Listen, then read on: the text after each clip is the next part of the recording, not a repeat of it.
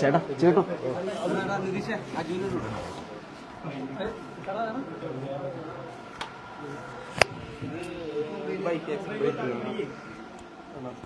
കൈ കുത്തി വീണതാ. എന്നിട്ട് വലിയ നീരുണ്ടോ? നീര് ചെറുതായിട്ട് സർജറി കഴിഞ്ഞു. ചെറുവലിന്റെ ഞരമ്പ് കട്ടായിട്ടുണ്ടായിരുന്നു.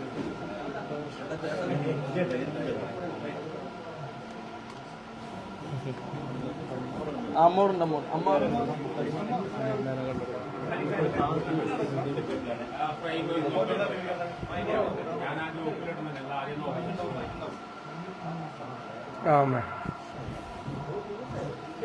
ഇതുവരെ വീഡിയോ വരെ കണ്ടിട്ടില്ലേ? വേണ്ട കാണാം, ശ്രമിക്കണ്ട, നീ വരൂല, നോക്കിക്കോളാട്ടാ മക്കളും അടിക്കണ്ട. ഇന്നേവരെ കോൺഗ്രസ് പാർട്ടി കേരളത്തിൽ ഇതുവരെ ചെയ്യാത്ത രീതിയിൽ ഈ കാര്യത്തിൽ ഞങ്ങൾ പ്രതികരിക്കും.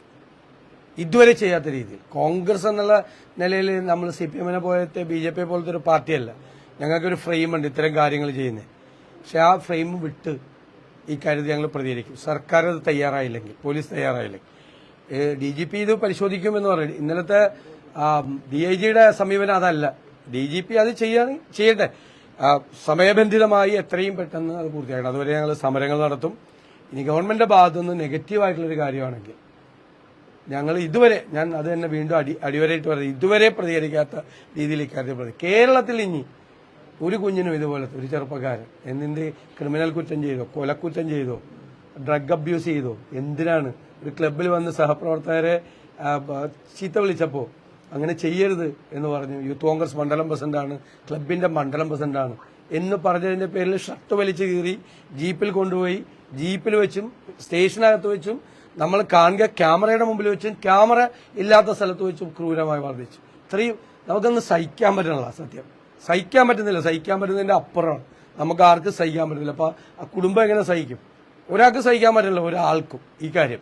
അതുകൊണ്ട് എന്താണ് നമ്മുടെ മനസ്സിൽ ഒരു ഫീലിംഗ്, നമ്മുടെ മനസ്സിൽ ഇത് കണ്ടപ്പോഴുണ്ടായത്, അതനുസരിച്ചുള്ള ആനുപാതികമായ പ്രതികരണം ഉണ്ടാവും. അതിനകത്ത് ഒരു തർക്കം ഉണ്ടാവില്ല. സത്യത്തിൽ ഇപ്പൊ കഴിഞ്ഞ ആ ദൃശ്യങ്ങൾ കണ്ട ഒരാൾക്കും അതിശക്തമായി പ്രതികരിക്കാതിരിക്കാൻ കഴിയില്ല. പക്ഷെ കഴിഞ്ഞ 2 വർഷമായിട്ട് ഈ പോലീസ് ഉദ്യോഗസ്ഥർ ഈ ദൃശ്യങ്ങളെല്ലാം കണ്ടിട്ടും യാതൊരു നടപടിയും എടുത്തില്ല. ഇനിയും അതുണ്ടാകും നിങ്ങൾ പ്രതീക്ഷിക്കുന്നു? ഞാൻ വിസ്മയിപ്പിക്കുന്നത് അതാണ്, നമ്മളെ വിസ്മയിപ്പിക്കുന്നത് അതാണ്. ഇത്രയും ഉയർന്ന പോലീസ് ഉദ്യോഗസ്ഥന്മാർ, ACPയുടെ റിപ്പോർട്ടുണ്ട്. ACP ഈ വീഡിയോ കണ്ടതിന് ശേഷം, പൊതുസമൂഹം കണ്ടിട്ടില്ലല്ലോ, നമ്മളാരും കണ്ടിട്ടില്ല, പക്ഷെ പോലീസ് കണ്ടിട്ടുണ്ട്.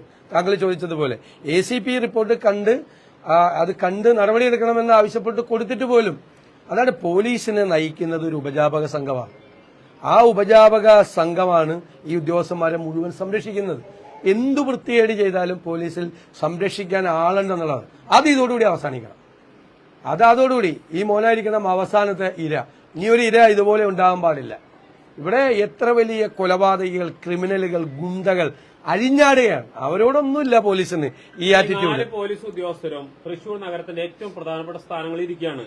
നിങ്ങൾ ഇനി അടുത്ത് എന്താ ചെയ്യാൻ പോകുന്നത്? അല്ല, ഞാൻ പറഞ്ഞല്ലോ, സർക്കാർ എന്താണ് എന്ന് പ്രഖ്യാപിച്ചോട്ടെ. സർക്കാർ ഇതിനകത്ത് നേരത്തെ എടുത്ത സ്റ്റാൻഡ് തന്നെയാണ്. നടപടി ഇല്ല എന്ന് പറഞ്ഞാൽ വളരെ എളുപ്പമാണ് കോൺഗ്രസ് തീരുമാനിക്കാൻ. അവരാരും വീട്ടിൽ നിന്ന് പുറത്തിറങ്ങൂല. ആദ്യം വീട്ടിൽ നിന്ന് പുറത്തിറങ്ങൂല അവരാരും, ഒരു സംശയം വേണ്ട.